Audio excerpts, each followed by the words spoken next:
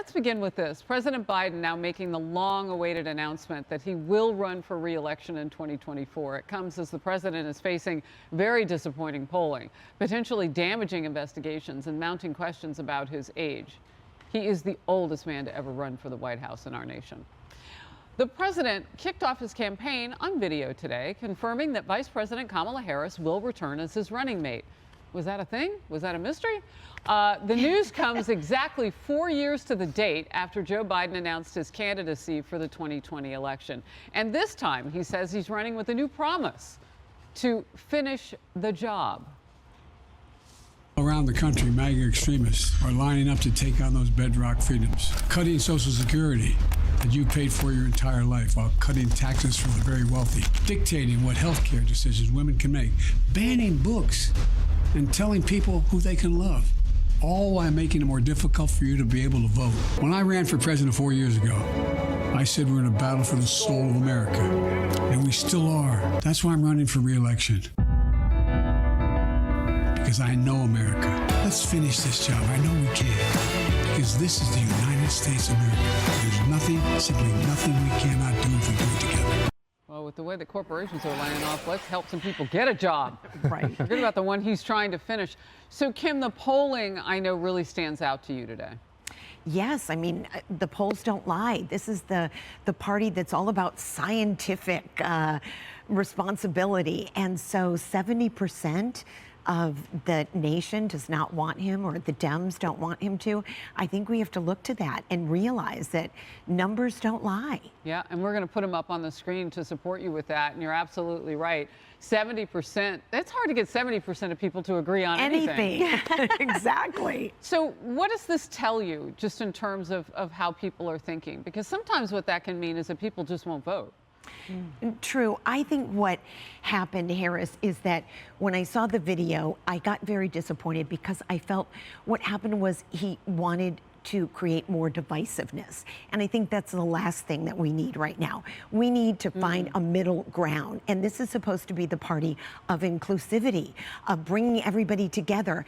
And it's talking about, let's talk about the extremists on this end. And I think that is so destructive to the fabric of America right now. Yeah, you know, Kevin, when I first watched this ad this morning, I thought something similar to what Kim is saying. I said the unity, the dripping vocabulary of unity is gone. It's not there at all. It is, and I called it last hour, basically an attack ad. Yeah, Harris, I mean, I think that he's taking a play from the midterms where he really framed it as a choice election between some of the extremism that we're seeing on the right and the president. Cut in just 1 second. Yeah. The difference for me and for voters for the midterms, though, was that he wasn't actually the man they were voting for. So no matter what was going on, they may have liked what he said. They liked him going, you know, attack dog, whatever. They were voting for the person in their district. Now he's the attack dog you're going to get. Do you think that makes people feel calm when they can't afford bread? I mean, we'll see 18 months from now. But listen, I think he has to frame it as I said before, as this choice election because of some of the difficulties that you mentioned. But I think the president really relishes being an underdog. You had Newt Gingrich, the former speaker, on your show just earlier on The Focus. And he had that op-ed where he said, you know, Republicans, take heed. Don't underestimate Joe Biden. We saw polls going into Iowa, polls going into New Hampshire. He came back and won South Carolina overwhelmingly and then ran the table. So he likes to be in that underdog position. He certainly is right now with the reelect. And I want to get this in there. NBC polling of those who said no, they were asked, well, how does his age factor in? So you won't vote for him, but is this the reason why? 48% of them said it's a major reason why. 21% minor, 29, not really a reason. And you mentioned Newt Gingrich. Do we have that ready? Let's go straight to him. He was on Focus with me last hour talking about Biden's 2024 campaign. I think his view is he is the president. He thinks he can beat Trump, and he thinks that nobody can beat him for the nomination. And he's probably right. I can't imagine anyone defeating Biden for the Democratic nomination. So whether or not the country likes it, this is what they've got. This is a guy who has tried to coerce the country on everything from transgender issues to climate issues to the border. This is a guy who, frankly, has run a pretty incompetent administration, which is why most Americans think America is in decline, and most Americans think that we need a different approach. Republicans are not going to go quietly into the night. No, they're not. I interviewed Newt Gingrich 2 weeks ago, and one of the things he and I talked about is that the unpopularity of Joe Biden does not necessarily translate into victory for Republicans. Didn't in the midterms, as we saw. So what do Republicans do with what we saw today? Two things.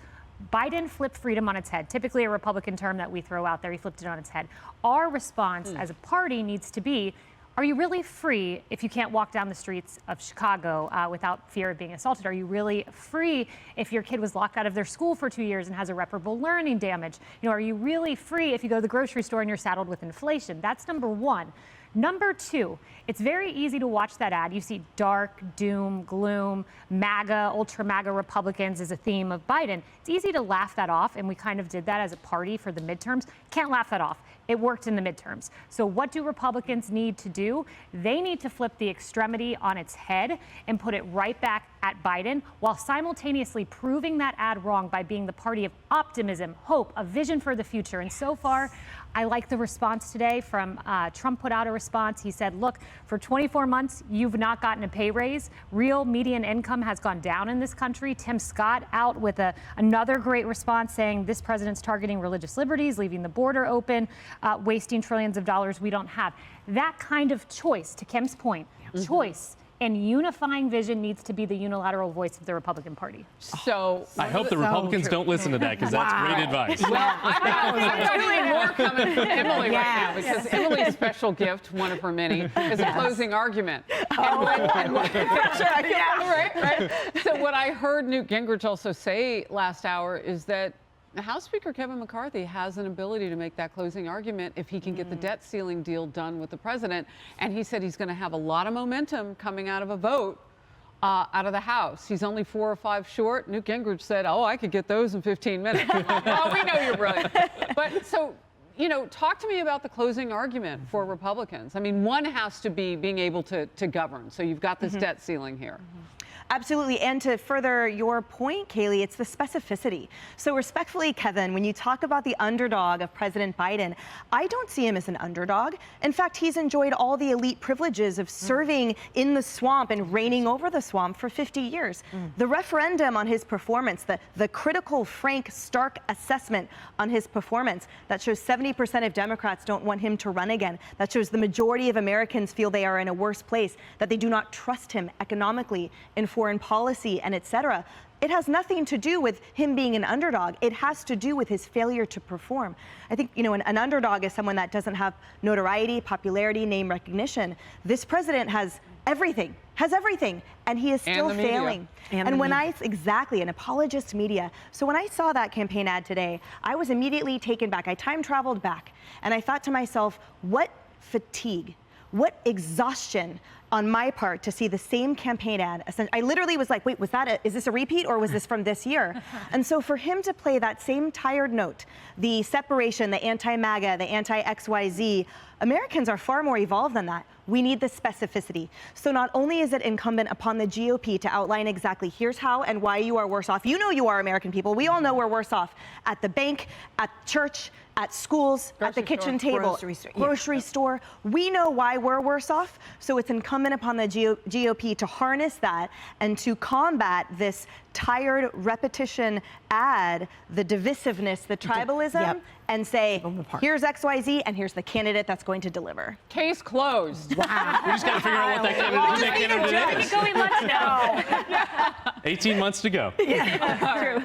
Hey everyone, I'm Emily Campagno. Catch me and my co-hosts Harris Faulkner and Kayleigh McEnany on Outnumbered every weekday at 12 p.m. Eastern, or set your DVR. Also, don't forget to subscribe to the Fox News YouTube page for daily highlights.